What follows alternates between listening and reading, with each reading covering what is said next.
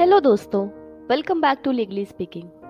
दोस्तों, हम अक्सर अपनी गाड़ी का, अपनी कार का, अपनी बाइक का इंश्योरेंस तो करा लेते हैं, लेकिन हम डीएल को इतनी इंपॉर्टेंस नहीं देते। कई बार हमारा डीएल एक्सपायर हो जाता है, हम उसे रिन्यू नहीं कराते, या हमारे पास सिर्फ मोटरसाइकिल का डीएल होता है और हम उसमें कार भी चलाते हैं। तो इसका हमारी गाड़ी की इंश्योरेंस पॉलिसी पे क्या असर पड़ता है, चलिए जानते हैं। तो दोस्तों, जैसा कि मैंने आपको पहले भी बताया है कि अगर आप अपनी गाड़ी की, अपनी कार की, बाइक की इंश्योरेंस पॉलिसी निकाल कर देखेंगे, तो उसमें दो पार्ट्स में आपसे प्रीमियम लिया जाता है। एक ओन डैमेज के लिए लिया जाता है और एक थर्ड पार्टी इंश्योरेंस के लिए, या उसे हम लाइबिलिटी इंश्योरेंस भी कहते हैं। तो हम थर्ड पार्टी इंश्योरेंस क्यों बोलते हैं इसको, जो कि मैंडेटरी भी होता है, आपको बाय लॉ रिक्वायर्ड होता है कि आपको थर्ड पार्टी इंश्योरेंस लेना ही लेना है। अब चलिए जानते हैं कि हम इसे थर्ड पार्टी इंश्योरेंस क्यों कहते हैं। देखिए, जो भी आप इंश्योरेंस पॉलिसी लेते हैं, वो आपके और इंश्योरेंस कंपनी के बीच में कॉन्ट्रैक्ट होता है, जहां पर आप होते हैं फर्स्ट पार्टी, इंश्योरेंस कंपनी होती है सेकंड पार्टी। और अगर आपकी कार से किसी का एक्सीडेंट हो जाता है, तो वो होती है थर्ड पार्टी। तो जो ये थर्ड पार्टी इंश्योरेंस है, इससे क्लेम आपको नहीं मिलता, बल्कि इस थर्ड पार्टी को मिलता है, इस विक्टिम को मिलता है जिसका कि एक्सीडेंट हुआ होता है। तो जैसा हमने पहले भी जाना था कि अगर आपने अपनी कार का इंश्योरेंस नहीं करा रखा है, तो इस थर्ड पार्टी को, जिसका एक्सीडेंट हुआ है, उसको जो भी क्लेम, जो भी कॉम्पनसेशन देना है, वो इंश्योरेंस कंपनी नहीं देगी, बल्कि आप देंगे, आप उसके लिए रिस्पॉन्सिबल होंगे।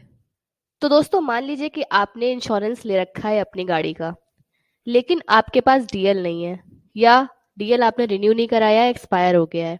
ऐसे केस में अगर आप गाड़ी चला रहे हैं और आपकी गाड़ी से किसी का एक्सीडेंट हो जाता है, तो इंश्योरेंस कंपनी की रिस्पॉन्सिबिलिटी नहीं होगी उस विक्टिम को जिसका एक्सीडेंट हुआ है कॉम्पनसेशन देने की। वो कॉम्पनसेशन आप ही को देना पड़ेगा। तो दोस्तों, आप जब भी अपनी गाड़ी किसी को चलाने के लिए दें, तो ज़रूर ध्यान रखें कि उसके पास एक वैलिड ड्राइविंग लाइसेंस हो। क्योंकि अगर एक्सीडेंट के टाइम पे भले ही आप ओनर हैं, आपके पास ड्राइविंग लाइसेंस है, लेकिन अगर उस वक्त जो आपकी गाड़ी चला रहा है, थर्ड पर्सन या कोई भी ड्राइवर, अगर उसके पास ड्राइविंग लाइसेंस नहीं होगा, तो भी इंश्योरेंस कंपनी आपका क्लेम रिजेक्ट कर सकती है। और ऐसे केस में रिस्पॉन्सिबिलिटी उस ड्राइवर की नहीं बनेगी, बल्कि आपकी बनेगी। जो भी उस गाड़ी का मालिक है, ओनर है, उसकी बनेगी कॉम्पनसेशन देने की, जिसका भी एक्सीडेंट हुआ है उसे।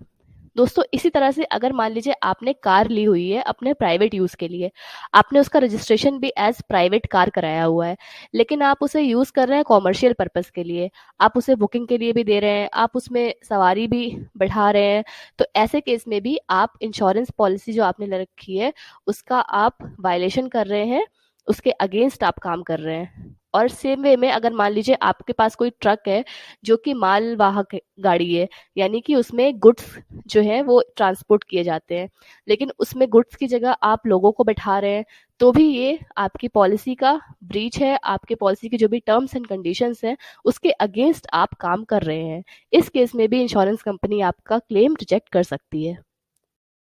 तो दोस्तों, ऐसा होता क्यों है? अगर आपने मेरी पुरानी वीडियोस देखी होंगी, तो आपको अभी तक कॉन्ट्रैक्ट के बारे में काफ़ी कुछ पता चल गया होगा। तो जब आप किसी अपनी गाड़ी के लिए, अपनी कार के लिए कोई इंश्योरेंस पॉलिसी लेते हैं, तो वो भी एक कॉन्ट्रैक्ट होता है आपके और इंश्योरेंस कंपनी के बीच में। उस कॉन्ट्रैक्ट की कुछ टर्म्स एंड कंडीशंस होती हैं। कभी-कभी तो पॉलिसी में ही लिखा रहता है कि गाड़ी को हमेशा एक वैलिड ड्राइविंग लाइसेंस होल्डर ही चलाएगा। ऐसे में अगर आप बिना ड्राइविंग लाइसेंस के गाड़ी चलाते हैं, या आप किसी और को गाड़ी चलाने देते हैं जिसके पास ड्राइविंग लाइसेंस नहीं है, तो एक तरह से आप उस जो भी आपका कॉन्ट्रैक्ट हुआ है, उसकी टर्म्स एंड कंडीशंस के अगेंस्ट काम कर रहे हैं। तो जब एक पार्टी किसी कॉन्ट्रैक्ट के टर्म्स एंड कंडीशंस के अगेंस्ट काम करती है, तो दूसरी पार्टी वो कॉन्ट्रैक्ट रिजेक्ट कर सकती है, उसका क्लेम रिजेक्ट कर सकती है। इसीलिए इंश्योरेंस कंपनी आपका क्लेम रिजेक्ट कर सकती है अगर आपके पास डीएल नहीं है, या पॉलिसी जिन भी टर्म्स एंड कंडीशंस पे इशू हुई है, उसके अगेंस्ट आप उसे चला रहे हैं। तो दोस्तों, अब क्वेश्चन ये आता है कि जो भी, जिसका भी एक्सीडेंट हुआ होता है, उसे कॉम्पनसेशन देता कौन है और कितने पैसे उसे दिए जाते हैं।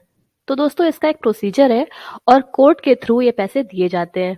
इंश्योरेंस कंपनी डायरेक्टली इस क्लेम को पे नहीं करती है, बल्कि कोर्ट के थ्रू पूरा प्रोसीजर होता है। और अमाउंट इसका हजारों में हो सकता है, लाखों में हो सकता है, और करोड़ों में भी हो सकता है। तो अगर आपने अपनी गाड़ी का इंश्योरेंस नहीं करा रखा है, या आप पॉलिसी के कंडीशंस के अगेंस्ट गाड़ी को चला रहे थे उस वक्त जब एक्सीडेंट हुआ, तो इंश्योरेंस कंपनी आपका क्लेम रिजेक्ट कर सकती है और ऐसे केस में आप ही को वो पैसे उस विक्टिम को जिसका एक्सीडेंट हुआ है उसे देने पड़ेंगे। अब ये अमाउंट हजारों में हो सकता है, लाखों में हो सकता है, करोड़ों में हो सकता है। तो मान लीजिए आपके पास इतने पैसे हैं ही नहीं, तो आप कैसे पे करेंगे उसे? तो उस केस में आपसे वसूली की जाती है। आपके अकाउंट में जो भी पैसे होंगे वो ले लिए जाएंगे। अगर वो कम पड़ेंगे तो आपकी प्रॉपर्टी को अटैच किया जाएगा। आपके पास कोई शॉप है, घर है, उन सब से वो पैसे रिकवर किए जाएंगे। इसलिए दोस्तों हमेशा गाड़ी डीएल के साथ चलाएं, वैलिड डीएल के साथ चलाएं। किसी को दें तो ध्यान रखें कि उसके पास वैलिड डीएल हो और हमेशा पॉलिसी की आपने जो भी पॉलिसी ले रखी है उसके कंडीशंस के हिसाब से ही गाड़ी को चलाएं। इसके अलावा दोस्तों सेक्शन 149 मोटर व्हीकल्स एक्ट भी इंश्योरेंस कंपनीज को ये राइट देता है कि वो इन सब ग्राउंड्स पे अपने केस को डिफेंड कर सकती हैं, आपके अगेंस्ट उसे लड़ सकती हैं। तो दोस्तों आई होप आपको ये वीडियो यूजफुल लगा होगा। अगर आपको वीडियो यूजफुल लगा तो इसे बाकी लोगों के साथ भी शेयर करिए। अच्छा लगा तो वीडियो लाइक करिए और चैनल को सब्सक्राइब करिए। मैं मिलती हूँ आपसे नेक्स्ट वीडियो में। तब तक के लिए bye bye, take good care of yourself and thank you so much for watching.